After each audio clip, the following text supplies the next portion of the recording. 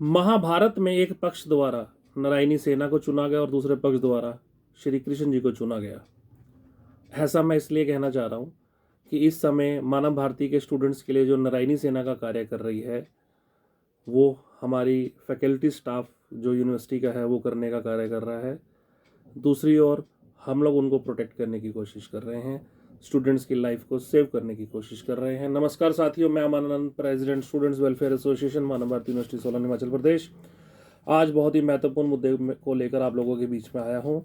साथियों, जैसा आप सबको पता ही है कि लिटिगेशन कोर्ट के अंदर पेंडिंग है और मल्टीपल टाइम्स मैं आप लोगों को भी बोल चुका हूँ कि यूनिवर्सिटी आप लोगों का कुछ नहीं करने वाली, कोई आपको रिलीफ नहीं देने वाली, वहाँ से कोई रिलीफ एक्सेप्ट भी मत कीजिए। और अगर आपको वो लोग मिसलीड करते हैं कि कोर्ट में भी केस पेंडिंग है तो उसको भी एक्सेप्ट मत कीजिए, बिकॉज कोर्ट के अंदर वही केसेस पेंडिंग है जिन लोगों ने अपनी रिट या वनटेन की एप्लीकेशन मूव की हुई है। और अगर कल को ऐसी कोई जजमेंट आ जाती है कि all the petitioners get the relief, तो आप लोगों को कोई रिलीफ नहीं मिलने वाला, क्योंकि यूनिवर्सिटी एंड पर कोई भी स्टूडेंट्स को सेव करने के लिए, स्टूडेंट्स के बेनिफिट के लिए या स्टूडेंट्स की फेवर के लिए कोई भी पिटिशन फाइल नहीं की गई है, ना की जाने की संभावना है। दूसरी बात, मैं ऐसा क्यों बोल रहा हूँ कि यूनिवर्सिटी स्टाफ या कमेटी मेंबर्स ही बच्चों की लाइफ को डिस्ट्रॉय करने में लगे हुए हैं। विद एग्जांपल बताऊंगा। लास्ट वीडियो में बताया था, एक केस था जिसका टाइटल था Swati versus state of others, CWB number 12080/2024। According to applicant, multiple times उसने यूनिवर्सिटी में अप्रोच किया और उसको ये बोला गया बार बार कि आपका हर एक तरह की अप्रूव लिस्ट में नाम है, बस आपकी फ़ीस पेंडिंग है, जो कि आप स्पॉन्सर्ड कैंडिडेट है तो आपके कंसर्न डिपार्टमेंट से वो फीस नहीं आई है। इस मैटर को लेकर जब हम लोग हाई कोर्ट में गए और इसकी डायरेक्शंस करवा दी, जब मैटर सॉर्ट आउट करवा दिया, तो लेटर ऑन उनका आप देखिए क्या रिप्लाई आता है SP ऑफिस से।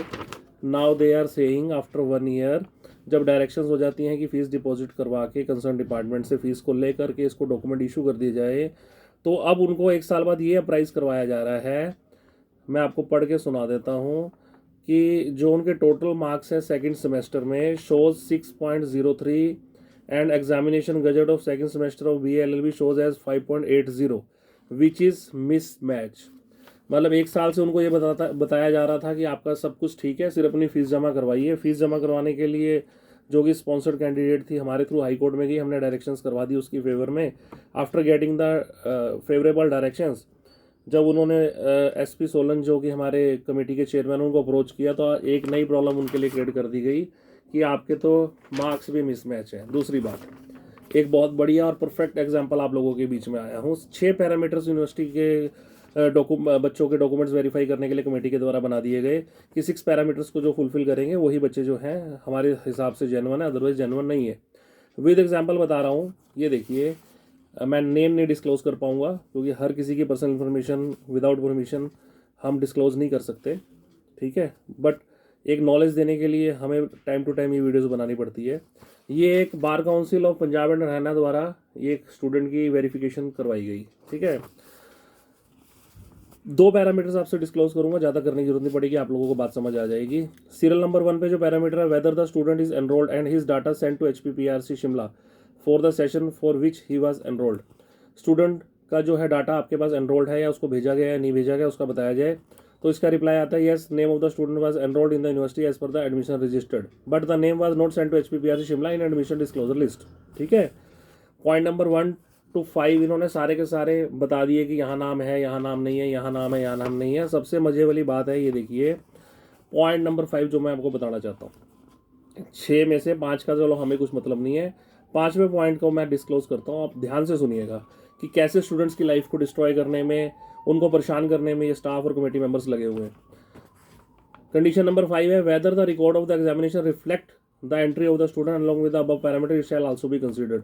Examination record with this parameters अगर आपका रिफ्लेक्ट होता है तो वो बच्चा एज ए जेन्युइन कंसीडर किया जाएगा। रिप्लाई सुनना ध्यान से, the examination record of students gazette of LLB session 2012-15 2012 to 15 could not be verified due to non availability of the record। ये ऑन रिकॉर्ड है, लेटेस्ट रिप्लाई, बिल्कुल 23/9/2024 का ये रिप्लाई है।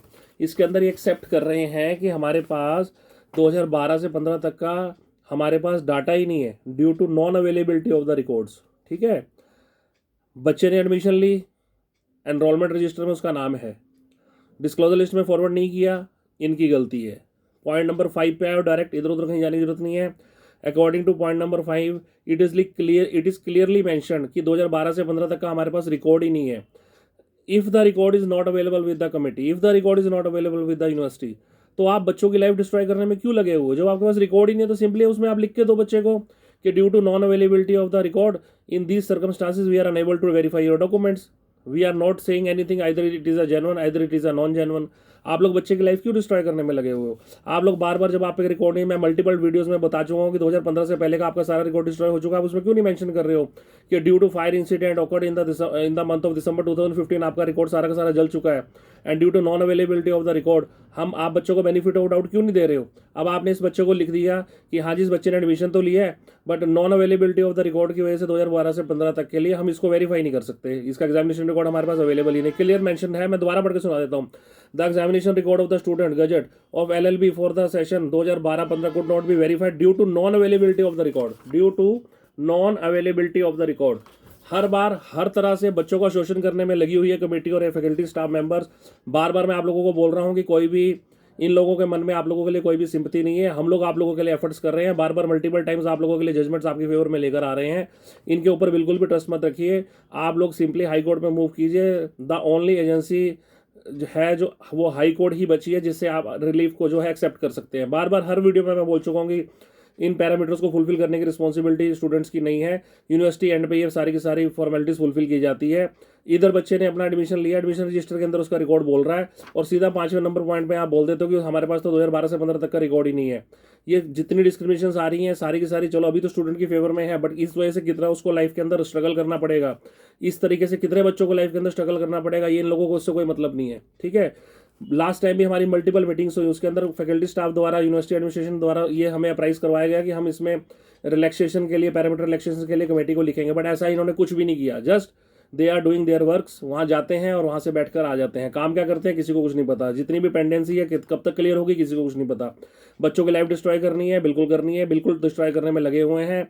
इनको कुछ मतलब नहीं है. वेरिफिकेशन करवाने के लिए जाओ, 5,000 रुपये इनको वेरिफिकेशन फीस दो, पॉजिटिव नेगेटिव आपको रिप्लाई दे देंगे, आज दे देंगे कल दे देंगे. इस तरह से बच्चों की लाइफ को डिस्ट्रॉय होने से नहीं इनको अगर रोका गया तो सब बच्चे अपना भविष्य खराब कर लेंगे. इनको रोकने का एक ही मात्र हमारे पास हथियार जो वो बचा है वो honourable high court of Himachal Pradesh पड़ी है या बची है. क्योंकि कमेटी यूनिवर्सिटी कमेटी पे ये बहुत एजेंसीज जो एक दूसरे के ऊपर डिपेंडेंसी क्रिएट करके बैठ गई हैं. स्टूडेंट्स की फेवर कुछ भी नहीं कर पा रहे हैं ये लोग. हाई कोर्ट के द्वारा जो कमेटी कॉन्स्टिट्यूट की गई थी वो बच्चों को रिलैक्स करने के लिए की गई थी, ना कि उनको आप कल्प्रिट बनाने के लिए की गई थी. अगर बच्चे रिलैक्सेशन के लिए आपके पास आ रहे हैं, एक पैरामीटर को आप अमेंड कर सकते हैं. आपको भी पता है कि ये पैरामीटर को फुलफिल करने की रिस्पॉन्सिबिलिटी बच्चे की नहीं है. उसका ग्रीन शीट में नाम है, उसका एग्जामिनेशन रिकॉर्ड अवेलेबल है, अटेंडेंस रिकॉर्ड अवेलेबल है, each and everything is available. अगर उसका नाम यूनिवर्सिटी ने आगे नहीं भेजा उस पैरामीटर को एग्जाम्प्ट कर दो. और इस टाइप की वेरिफिकेशंस करके क्यों बच्चों की लाइफ डिस्ट्रॉय करने में लगे हो? एक तरफ तो आप लिख रहे हो कि हमारे पास तो रिकॉर्ड अवेलेबल नहीं है, दूसरी तरफ आप कहते हो कि बच्चा जेन्युइन नहीं है. जब आपका रिकॉर्ड अवेलेबल नहीं है then how it is possible कि आप कह दो कि बच्चा जेन्युइन नहीं है या हमारा बच्चा नहीं है? जब उसने एडमिशन ले ली उसके बाद की फॉर्मेलिटीज तो आपने फुलफिल करनी है. तो मेरा बार बार हर एक वीडियो के माध्यम से मैं बार बार अनेकों बार आप लोगों को यही गुजारिश करता हूँ कि आप किसी भी तरीके से वेट एंड वॉच वाली स्थिति में मत रहिए. अब कुछ ना कुछ डिसीजन लेने वाली बात आ गई है. जिन लोगों की कंप्लेंट्स बार बार वहाँ जा रही हैं या वेरिफिकेशन जा रही हैं तो उनको कोई पॉजिटिव रिप्लाई मेरे को नहीं लगता कि मिल सकेगा. इस तरीके से लिंगर ऑन किया जाएगा जैसे ये 2 मैटर्स मैंने विद एग्जांपल आपको बता दिए. बाकी इन्होंने एक एजेंडाज रखे थे, उसके कुछ डॉक्यूमेंट्स जैसे मैंने प्रीवियस वीडियो में बताया था आने पेंडिंग है. होपफुली आज हमारे पास इवनिंग तक वो डॉक्यूमेंट्स भी रिसीव हो जाएंगे. तो उसके बाद उसके ऊपर भी जो एजेंडाज इन्होंने पुट किए थे उसके ऊपर भी डिटेल वीडियो लेकर आप लोगों के बीच में आएंगे. बट मेरी बार बार आपसे यही गुजारिश है कि जिन्होंने जो प्रीवियसली पास आउट स्टूडेंट्स भी है वो भी अपने डॉक्यूमेंट्स को वेरीफाई करवा लें. कई बच्चे मुझे मल्टीपल टाइम्स कॉल करते हैं कि सर 2015 से पहले का इनका रिकॉर्ड नहीं तो हमें वेरिफिकेशन कराने की क्या जरूरत है. बिल्कुल है रीज़न, उसमें एक ये रीज़न भी सामने आ रहा है. सपोज करो इनका कोर्स ही अप्रूव्ड नहीं है, इन्होंने अनअप्रूव्ड कोर्स की अगर आपको डिग्री इशू कर दी और आप कहते हो कि ठीक है हमारे पास वेरिफिकेशन लेटर पड़ा है, उसी में आप खुश हो रहे हो. अगर कोर्स ही अप्रूव्ड नहीं होगा, इन्होंने किसी को MBBS की डिग्री दी तो कमेटी उसको डॉक्टर थोड़ा ना बना देगी. ये तो अंडरस्टूड सी बात है. तो खाली इसी ग्राउंड के ऊपर की रिकॉर्ड इनका जल चुका है और हमें वेरिफिकेशन की जरूरत नहीं है. बिल्कुल आपको जरूरत है. इनका रिप्लाई आपके पास होना चाहिए. और क्या पता किसी अनअप्रूव्ड कोर्स की अगर आपको डिग्री दे दी गई हो तो वो 2015 से पहले अगर रिकॉर्ड जलना ना जलना वो कंडीशन आपके ऊपर एप्लीकेबल ही नहीं होगी. सिंपल सी बात ये है. ठीक है, तो अपने डॉक्यूमेंट्स को वेरीफाई भी करवाइए, वेरिफिकेशन करवाइए. और जिनकी वेरीफाई नेगेटिव आ रही है, किसी कोई भी हेल्प चाहिए हो, कुछ भी करवाना हो, आप लोग हमें 929 कॉल कर सकते हैं. मैं अपना नंबर डिस्क्रिप्शन में आपको जो है प्रोवाइड करवा दूंगा. और मेरी बार बार आपसे ये गुजारिश है, खुद करिए, किसी से भी करवाइए, कभी भी करवाइए, कहाँ से भी करवाइए, बट अपनी रिट जो है ज़रूर फाइल करवाइए, क्योंकि यूनिवर्सिटी एंड में आप लोगों को कोई भी रिलीफ नहीं मिलने वाला। धन्यवाद।